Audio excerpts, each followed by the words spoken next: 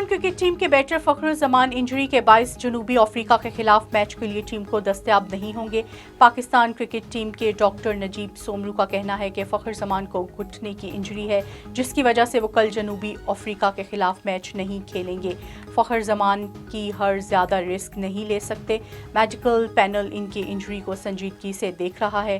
Doctor نجیب سومرو کا کہنا تھا کہ فخر زمان کو کھیلا کے رسک لیا تھا۔ کبھی کبھی اس طرح کے رسک میں کامیابی ملتی ہے اور کبھی انجری دوبارہ سر اٹھا لیتی ہے۔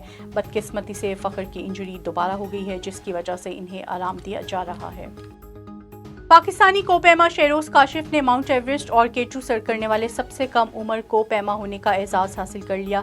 شہروز، جسے براڈ 29 گینیز ورلڈ ریکارڈ قائم کر دیا، بوائے کے نام سے بھی جانا جاتا ہے۔ دو بلند ترین پہاڑوں 8849 میٹر اونچی ایورسٹ اور 8611 میٹر اونچی K2 کو سر کیا۔ شہروز کو پہلی بار 2021 میں Guinness book of world record میں شامل کیا گیا۔ اس موقع پر سماجی رابطے کی ویب سائٹ ٹویٹر پر شہروز کاشف نے لکھا کہ الحمدللہ مجھے Guinness book of world record 2023 میں بھی شامل کیا جائے گا۔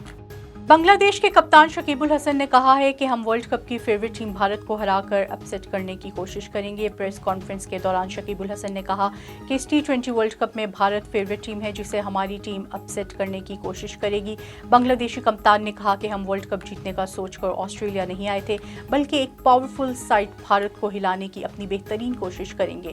انہوں نے کہا کہ ہم کوئی ورلڈ کپ کی فیورٹ ٹیم نہیں، اس لیے ہم نے ورلڈ کپ جیتنے کا نہیں سوچا۔ ہماری صورتحال سمجھی جا سکتی ہے، اگر ہم بھارت کے خلاف جیت جاتے ہیں تو یہ ایک اپسیٹ کہلائے گا اور اس اپسیٹ کو کرنے کے لیے بہترین کوشش کریں گے۔